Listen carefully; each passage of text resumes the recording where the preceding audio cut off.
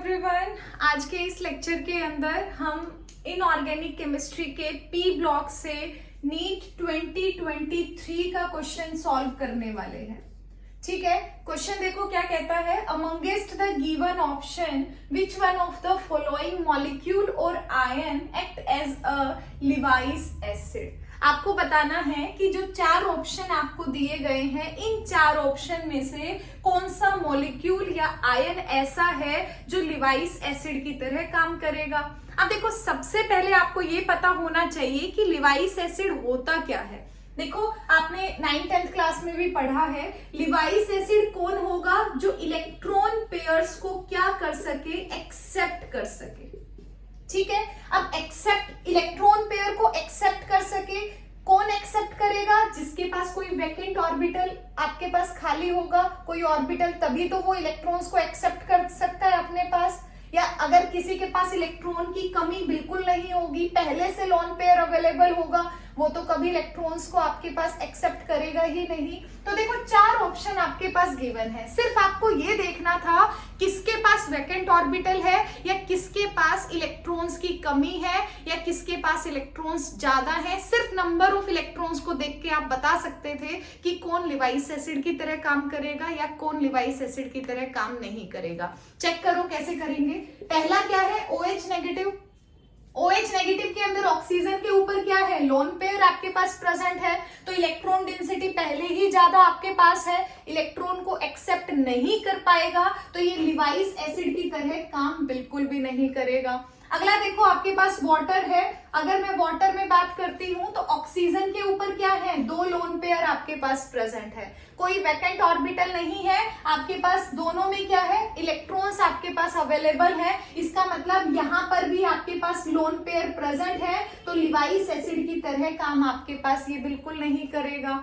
ठीक है, अब देखो, अगर मैं अमोनिया में बात करती हूँ, अमोनिया में भी क्या है, एक इलेक्ट्रॉन पेयर, एक लोन पेयर आपके पास प्रेजेंट होता है, यहाँ पर भी कोई वैकेंट ऑर्बिटल नहीं होता जिसके अंदर इलेक्ट्रॉन्स जा सके, तो ये भी किसकी तरह काम नहीं करेगा, लिवाइस एसिड की तरह काम नहीं करेगा। अब देखो, आपके मन में सवाल आ रहा होगा, अगर किसी को नहीं पता होगा कि हमें कैसे पता चलता है कितने लोन पेयर प्रेजेंट है, कितने नहीं प्रेजेंट है। याद करो, हमने केमिकल बॉन्डिंग में भी पढ़ा था।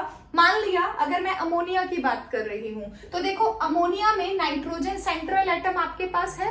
ठीक है, अब देखो सेंट्रल एटम पर कितने वैलेंस इलेक्ट्रॉन प्रेजेंट है वो आपको देखने हैं। नाइट्रोजन के अंदर टोटल कितने होते हैं, 5 आपके पास। अब देखो, जितने वैलेंस इलेक्ट्रॉन है उसमें से हम क्या करते हैं, बॉन्ड इलेक्ट्रॉन्स को माइनस करते हैं। अब देखो, 3 बॉन्ड इसने हाइड्रोजन के साथ बना रखे हैं, तो क्या करोगे, -3 करोगे, क्योंकि तीनों बॉन्ड कैसे हैं, सिंगल बॉन्ड आपके पास हैं। तो मैंने क्या किया, 5 में से 3 माइनस किया, तो नंबर ऑफ इलेक्ट्रॉन्स आपके पास निकल जाते हैं कि कितने हैं, 2 हैं।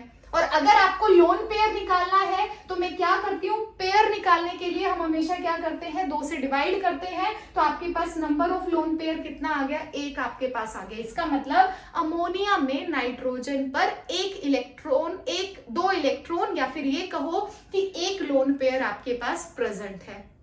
ठीक है, अब देखो, अगर मैं BF3 की बात करती हूँ, BF3 के अंदर आपके पास क्या लोन पेयर आपके पास प्रेजेंट है, बिल्कुल भी नहीं है, क्योंकि बोरोन की वैलेंसी आपके पास कितनी होती है, बताओ कितनी होती है, 3 आपके पास होती है। अगर इसकी वैलेंसी 3 है, तीनों बॉन्ड किसने बना लिए, आपके पास फ्लोरीन ने बना लिए, क्या कोई इलेक्ट्रॉन्स की अवेलेबिलिटी यहाँ पर है, बिल्कुल भी नहीं है। और आपने पढ़ा भी हुआ है, BF3 है, इसमें क्या है, वैकेंट ऑर्बिटल है। अगर ऑर्बिटल खाली है तो बाहर से क्या कर सकता है, इलेक्ट्रॉन पेयर को एक्सेप्ट कर सकता है, बाकी सबके पास इलेक्ट्रॉन डेंसिटी बहुत ज्यादा है। ठीक है, वहां पर आपके पास क्या है, वो लिवाइस एसिड की तरह काम नहीं करेंगे, क्योंकि वो इलेक्ट्रॉन को एक्सेप्ट करना पसंद नहीं करेंगे। और सिर्फ BF3 आपके पास ऐसा है जो इलेक्ट्रॉन पेयर को एक्सेप्ट कर सकता है अपने वैकेंट ऑर्बिटल में, इसीलिए इसे हम क्या कहेंगे, लिवाइस एसिड कहेंगे। तो इस क्वेश्चन का सही आंसर आपके पास क्या है,